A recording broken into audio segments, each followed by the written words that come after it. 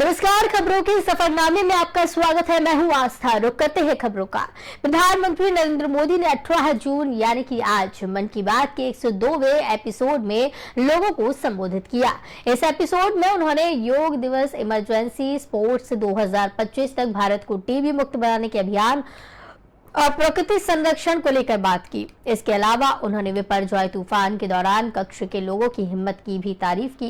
उन्होंने कहा कि विपर्जॉय ने कच्छ में कितना कुछ तहस नहस किया, लेकिन जिस हिम्मत और तैयारी के साथ कच्छ के लोगों ने इतने खतरनाक चक्रवात का मुकाबला किया, वो अभूतपूर्व है। पीएम ने कहा कि प्राकृतिक आपदाओं पर किसी का जोर नहीं होता, लेकिन पिछले कुछ सालों ने भारत ने आपदा प्रबंधन की जो ताकत विकसित की है, वो आज एक उदाहरण बन रही है। उन्होंने कहा कि प्राकृतिक आपदाओं से मुकाबला करने का एक बड़ा तरीका है प्रकृति का संरक्षण। उन्होंने कहा कि मानसून के समय में हमारी जिम्मेदारी और भी बढ़ जाती है, इसलिए आज देश कैच द रन जैसे अभियानों के जरिए सामूहिक प्रयास कर रहा है। ये नदी, नहर, सरोवर ये केवल जल स्रोत ही नहीं होते हैं, बल्कि इनसे जीवन के रंग और भावनाएं भी जुड़ी होती हैं। पीएम मोदी ने इमरजेंसी का जिक्र किया। उन्होंने कहा कि भारत लोकतंत्र की जननी है। हम अपने लोकतांत्रिक आदर्शों को सर्वोपरि मानते हैं और अपने संविधान को सर्वोपरि मानते हैं। इसलिए हम 25 जून को कभी भुला नहीं सकते। ये वही दिन है जब हमारे देश पर इमरजेंसी थोपी गई थी। पीएम मोदी ने कहा कि ये भारत के इतिहास का काला दौर था। लाखों लोगों ने इमरजेंसी का पूरी ताकत से विरोध किया था। लोकतंत्र के समर्थकों पर उस दौरान इतना अत्याचार किया गया, इतनी यातनाएं दी गई कि आज भी मन सिहर उठता है। पीएम ने कहा कि कुछ दिन पहले उन्होंने इमरजेंसी पर तीखी एक किताब पढ़ी, एक लिखी किताब पढ़ी। इसका शीर्षक है torture of political prisoners in India. इस किताब में जिक्र है कि कैसे उस समय की सरकार ने लोकतंत्र के रखवालों के साथ क्रूरतम व्यवहार किया। तो बता दें कि मन की बात का 102वां एपिसोड आज प्रसारित किया गया। प्रधानमंत्री नरेंद्र मोदी ने इस दौरान लोगों को संबोधित किया है और साथ ही साथ विपर्जॉय पर भी पीएम नरेंद्र मोदी ने काफी कुछ बातें कही हैं। उन्होंने कहा कि कच्छ के लोगों ने काफी हिम्मत दिखाई है। विपर्जॉय ने सब कुछ तहस नहस कर दिया, लेकिन फिर भी हार किसी ने नहीं मानी। तो बता दें कि मन की बात का कार्यक्रम आज किया गया। प्रधानमंत्री मोदी ने मासिक रेडियो कार्यक्रम मन की बात के जरिए देशवासियों को संबोधित किया। पीएम के कार्यक्रम में तूफान विपर्जॉय का जिक्र हुआ। पीएम ने कहा कि कच्छ के लोगों ने जिस हिम्मत से विपर्जॉय का सामना किया, वो तारीफ करने योग्य है। पीएम ने कहा कि गुजरात के कच्छ के लोगों ने दिखा दिया है कि उनकी हिम्मत के आगे कोई नहीं टिक सकता। उन्होंने कहा कि तूफान विपर्जॉय को हराने में भी इन लोगों का हौसला काम आया। पीएम ने आगे कहा कि बड़े से बड़ा लक्ष्य हो, कठिन से कठिन चुनौती हो, भारत के लोगों का सामूहिक बल, सामूहिक शक्ति हर चुनौती का हल निकाल देता है। पीएम मोदी ने अपने संबोधन में इंदिरा सरकार के दौरान देश में लगाई गई इमरजेंसी को भी याद किया। पीएम ने कहा कि कोई भी इमरजेंसी के काले दौर को नहीं भुला सकता। पीएम मोदी ने कहा कि बीते वर्षों में भारत ने आपदा प्रबंधन की जो ताकत विकसित की है, वो आज एक उदाहरण बन रही है। प्राकृतिक आपदाओं से मुकाबला करने का एक तरीका है प्रकृति का संरक्षण है। पीएम ने कहा कि आज देश कैच द रेन जैसे अभियानों के जरिए सामूहिक प्रयास कर रहा है। मोदी ने कहा कि इस वर्ष योगा दिवस का थीम वासुदेव कुटुंबकम होगा। पीएम ने कहा इसका मतलब एक विश्व, एक परिवार के रूप में सबका कल्याण से है। हर बार की तरह इस बार भी देश के कोने कोने में योग से जुड़े कार्यक्रम आयोजित किए जाएंगे। बता दें, प्रधानमंत्री के मन की बात कार्यक्रम के जरिए दुनिया की कई ऐसी शख्सियतों को दिखाया गया जिन्होंने अपने क्षेत्र में विशेष योगदान दिया, लेकिन उनके योगदान का देश को पता नहीं चला। कार्यक्रम के जरिए इन लोगों को सम्मान दिया गया। इतना ही नहीं, उनकी प्रेरणा से लोग आगे भी बढ़ रहे हैं।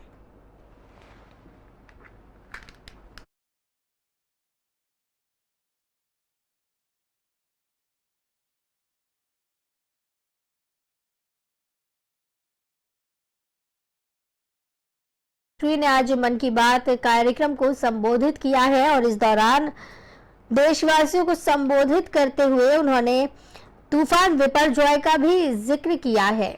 साथ ही साथ उन्होंने कहा है कि कच्छ के लोगों ने जिस तरीके से हिम्मत दिखाई है, विपर्जॉय का सामना किया है, वो तारीफ करने योग्य है।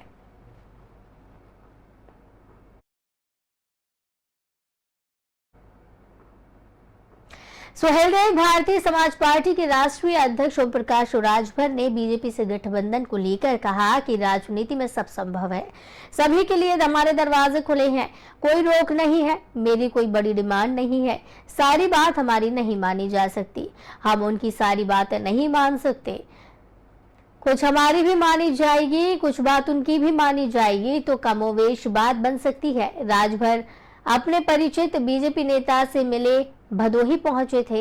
यहां पर उनसे बीजेपी से गठबंधन पर सवाल पूछा गया था।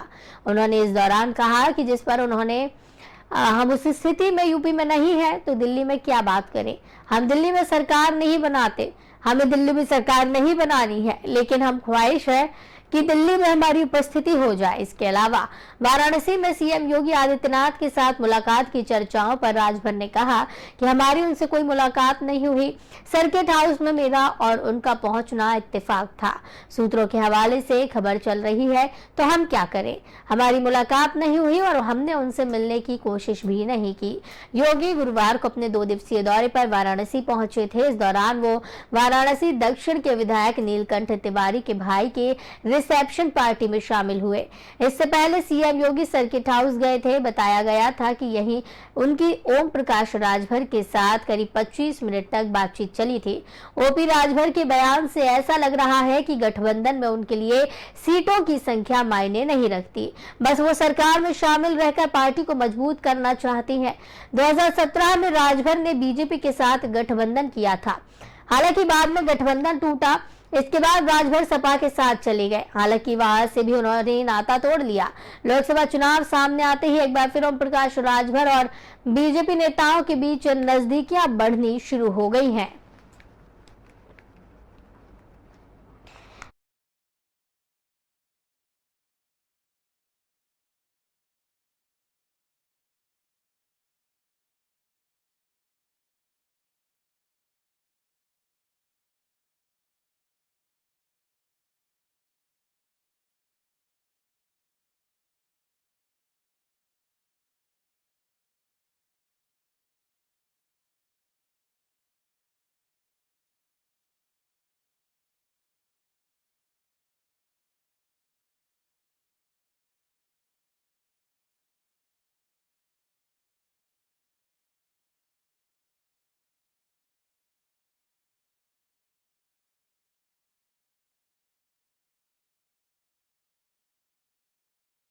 तो आपको बताते चले कि ओम प्रकाश राजभर को लेकर एक बार फिर से खबरें आने लगी है कि बीजेपी से वो गठबंधन कर सकते हैं। बीजेपी नेताओं से मुलाकात लगातार हो रही है। आपको ये भी बता दें कि बीजेपी नेता से उन्होंने मुलाकात की है और उसके बाद से ही सियासी गलियारों में चर्चाएं बढ़ गई है। बीजेपी से गठबंधन पर सवाल उनसे पूछा गया, उस दौरान उन्होंने कहा कि हम स्थिति में नहीं है, यूपी में दिल्ली में क्या बात करें, हमें दिल्ली में सरकार नहीं बनानी है, लेकिन हमारी ख्वाहिश है कि दिल्ली में हमारी उपस्थिति हो जाए। इसके अलावा वाराणसी में सीएम योगी आदित्यनाथ से भी उनकी मुलाकात की चर्चाएं जोरों पर है, लेकिन राजभर ने इन सभी चर्चाओं को खारिज कर दिया। उन्होंने कहा कि सीएम योगी से जो मुलाकात हुई है वो ऑफिशियल नहीं रही है और हमारा सर्किट हाउस में पहुंचना महज एक इत्तेफाक था।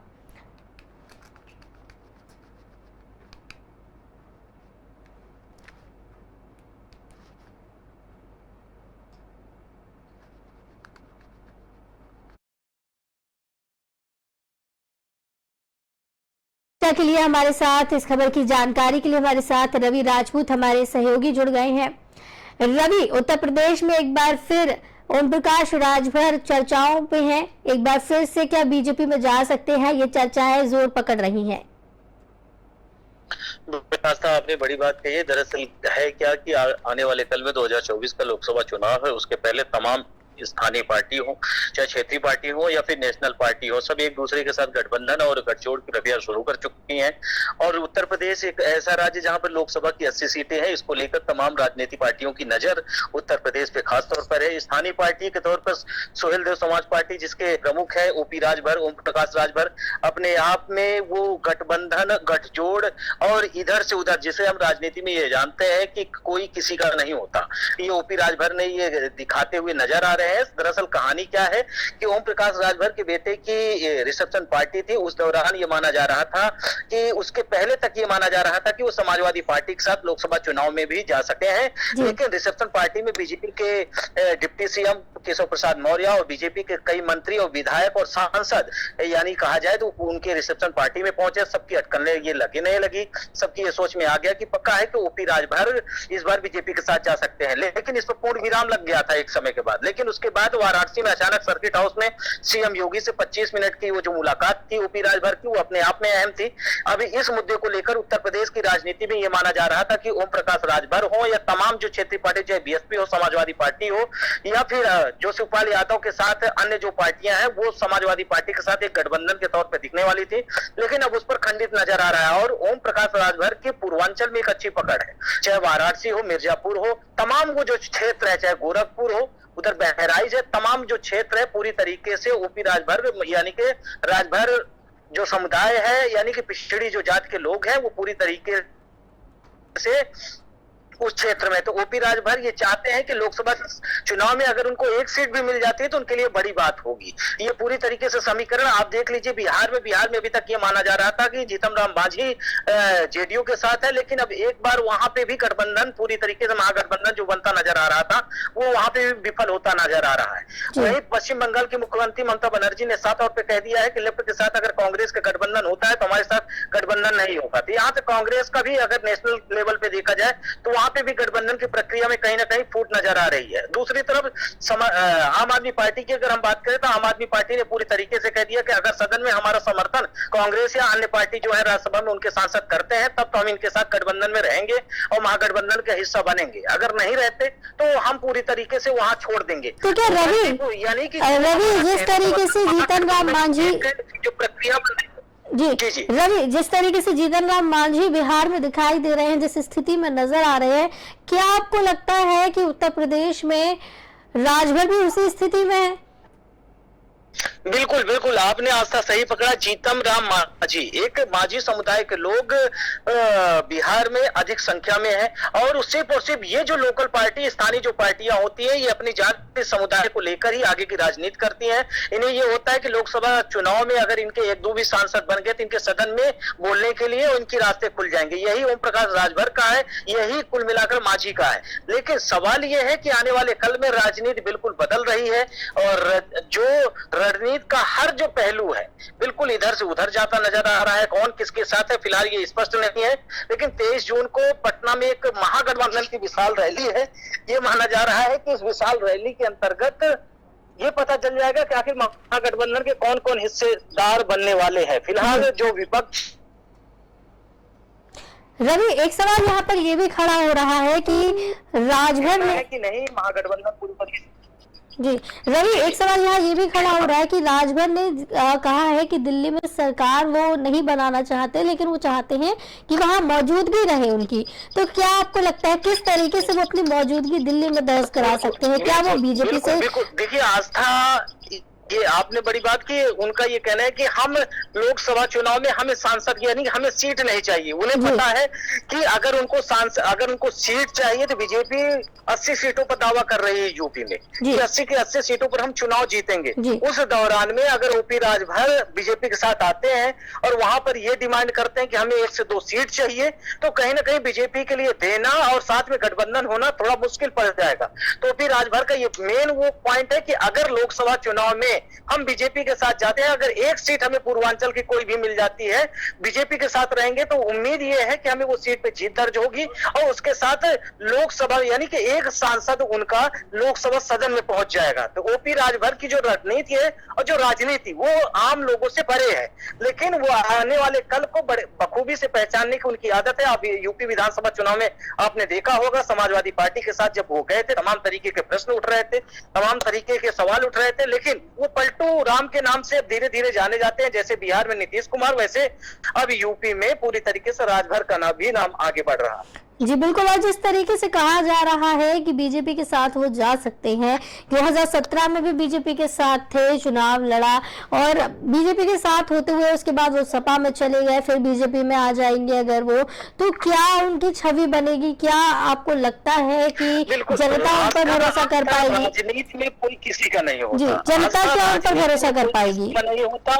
ये हर समय, हर मिनट और हर घंटे पे राजनीति बदलती है, सोच बदलती है। हर राजनीतिक पार्टियों की ये ख्वाहिश होती है कि जहां हमारी पार्टी आगे बढ़े, जहां हमारा नेतृत्व आगे बढ़े, जहां हमें विधायक मिले, सांसद मिले, हमारी पकड़ आगे हो। लेकिन रवि, सवाल ये है ना, आज तक सेकंड चीज ये कि कोई भी स्थानीय पार्टी या राष्ट्रीय स्तर की पार्टी वो किसी के साथ गठबंधन तभी करेगी जब उसे पता है कि भारतीय जनता पार्टी की जीत सुनिश्चित है। अगर इस पार्टी के साथ हमारा गठबंधन होगा तो आने वाले कल में हमारी पार्टी का विस्तार हो पाएगा। हमारे विधायक, हमारे जो काम छूटे हैं, जनता से हमने जो वादे किए हैं, जो सड़क, नाली, बिजली, तमाम वादे करके जातियों को वादे करे हैं, उनके मकान को लेकर हम आसानी से अपने काम करा पाएंगे। तो कुल मिलाकर सभी ये पार्टियों की ये रणनीति होती है, राजनीति होती है कि जिस भी पार्टी की सत्ता, चाहे केंद्र में हो, चाहे राज्य में हो, चाहे स्थानीय पे हो, वो उसी के साथ जाना पसंद करता है। बिल्कुल, लेकिन सवाल ये भी है ना रवि कि जनता कैसे अब इन पर भरोसा कर पाएगी? उनका जो समुदाय है, राजभर जिस समुदाय के लिए लड़ रहे हैं, जो उनको वोट देता है, वो उन पर कैसे भरोसा कर पाएगी अगर इस तरीके से वो करते रहेंगे तो? आस्था, आपने देखा इसके पहले विधानसभा चुनाव में समाजवादी पार्टी के साथ ओपी राजभर गए, उनको क्या मिला? सिर्फ और सिर्फ वही, उन्होंने पूर्वांचल में एक अच्छी सीट दायर की, लेकिन उनकी सरकार नहीं है यूपी में। अगर कोई भी काम कराने के लिए उनको जाना पड़ेगा तो बीजेपी सरकार के पास जाना पड़ेगा, सीएम योगी के पास जाना पड़ेगा अपने समुदाय विशेष के लिए। आप ये मानिए, तो कोई भी स्थानीय पार्टी हो, कोई भी राजनीतिक पार्टी हो, जो सत्ता में नहीं, उसकी ये पकड़ होनी चाहिए। वो ये चाहती है कि जो चाहे केंद्र में हो, चाहे राज्य में हो, हम उसके साथ जाए जिसके लिए हम अपने जाति, अपने धर्म के लोगों के लिए हम काम कर सके विशेष तौर पर। अब ये चीजें कोई यूपी में नहीं, हर राज्य में और पूरे देश में है। आप अलग अलग राज्यों में जाकर देखिए, हर राज्य की जो स्थानीय पार्टियां हैं वो इसी हिसाब से राजनीति करती हैं। उनका मेन मकसद होता है कि अगर ओपी राजभर, अगर राजभर परिवार के लिए, राजभर समुदाय के लिए काम करना चाहते हैं तो बिना बीजेपी के उनका काम नहीं होगा, बिना यूपी गवर्नमेंट के उनका काम नहीं होगा। तो उनकी मेन पकड़ ये है कि अगर उत्तर प्रदेश सरकार के साथ हमारे अच्छे पहलू बनते हैं तो हम अपने जाति, अपने धर्म, अपने समुदाय के लिए हम बेहतर काम कर पाएंगे। और जनता के बीच में ये होगा कि राजभर ने बेहतर काम किया है, राजभर भल सत्ता में नहीं है लेकिन उसके बावजूद भी जनता के मुद्दे, स्थानीय मुद्दे उठाते रहे। चलिए, बहुत बहुत धन्यवाद रवि हमारे साथ जुड़ने के लिए और ज्यादा जानकारी के लिए। तो आपको बताते चले कि ओपी राजभर को लेकर सियासी गलियारों में चर्चाएं जोरों पर हैं। कहा जा रहा है कि बीजेपी में वो शामिल हो सकते हैं, बीजेपी के साथ मिलकर वो चुनाव लड़ सकते हैं। और जिस तरीके से ये सियासी गलियारों में चर्चाएं चल रही हैं, आगे क्या होगा ये देखने वाली बात होगी।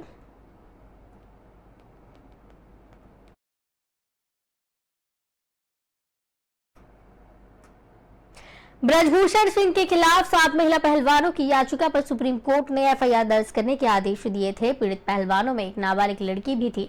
ऐसे में पॉस्को एक्ट के तहत भी मामला दर्ज हुआ। एफआईआर में नाबालिग लड़की के पिता ने आरोप लगाया था कि ब्रजभूषण सिंह ने उनकी बेटी को जबरन अपनी ओर खींचा और उसका यौन उत्पीड़न किया। कुछ दिन बाद नाबालिग महिला पहलवान ने अपना बयान बदल दिया। अपने पहले बयान में जहां उन्होंने ब्रजभूषण पर यौन उत्पीड़न का आरोप लगाया था, तो वहीं बदले बयान में कुश्ती संघ के अध्यक्ष पर केवल भेदभाव करने का आरोप लगा दिया। 15 जून को दिल्ली पुलिस ने ब्रजभूषण के खिलाफ 2 अदालतों में चार्जशीट दाखिल की। नाबालिग द्वारा लगाए गए आरोपों में ब्रजभूषण को क्लीन चिट दे दी गई। पुलिस ने बताया कि पॉस्को की शिकायत को लेकर कोई सबूत नहीं मिला। पुलिस के मुताबिक शिकायतकर्ता यानी कि पीड़ित नाबालिग पहलवान के पिता और पीड़ितों के बयानों के आधार पर ही पुलिस ने ये चार्जशीट कोर्ट को सौंपी है। वहीं पहलवान सत्यव्रत कादियान ने आंदोलन के राजनीति से प्रेरित होने के आरोपों को खारिज किया। सत्यव्रत ने बताया कि जनवरी में अब आंदोलन हुआ, उसकी अनुमति 2 बीजेपी नेता बबीता फोगाट और तीरथ राणा ने ली थी। उन्होंने कहा कि इसलिए पहलवानों की लड़ाई सरकार के खिलाफ नहीं है बल्कि WFI के अध्यक्ष के खिलाफ है। सत्यव्रत ने यह भी दावा किया कि कुश्ती से जुड़े 90% लोग, चाहे वो पहलवान हो या कोच, उन सबको पता था कि महिलाओं के साथ 10-12 साल से छेड़छाड़ हो रही है। कुछ कोच ने मीडिया में इसका प्रमाण भी दिया।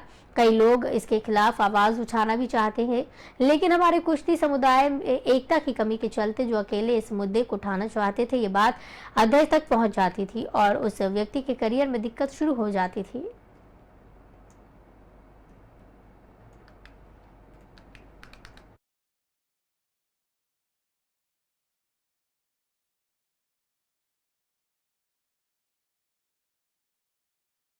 ने ब्रजभूषण पर एक और बड़ा आरोप लगा दिया है। कहा कि आंदोलन राजनीति से प्रेरित नहीं है और साथ ही साथ उन्होंने ये भी आरोप लगाया है कि मिलीभगत इस दौरान काफी देखने मिली।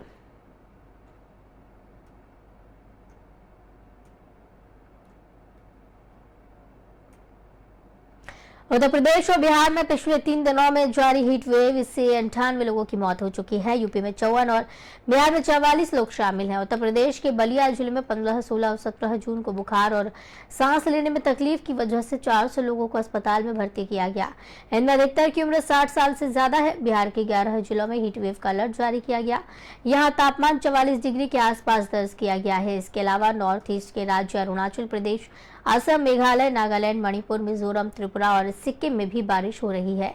असम में ब्रह्मपुत्र नदी उफान पर है। 13 जिलों में बाढ़ से 38,000 से ज्यादा लोग प्रभावित हुए हैं। इसके अलावा सिक्किम के 3 जिलों में बारिश हुई है। चुंगथांग में शुक्रवार को लैंडस्लाइड की वजह से नेशनल हाईवे बह गया, जिसके बाद यहाँ 3500 पर्यटक फंस गए। सेना ने इनका रेस्क्यू किया है। ओडिशा के भुवनेश्वर में पारा 44 डिग्री के पार पहुंच गया। यह इंटरस्टेट एथलेटिक्स चैंपियनशिप का आयोजन हो रहा था। तेज गर्मी के चलते महिला एथलीट तेजस्विनी शंकर बेहोश होकर गिर गई। वहीं अन्य खिलाड़ियों को सिर पर पानी डालते देखा गया।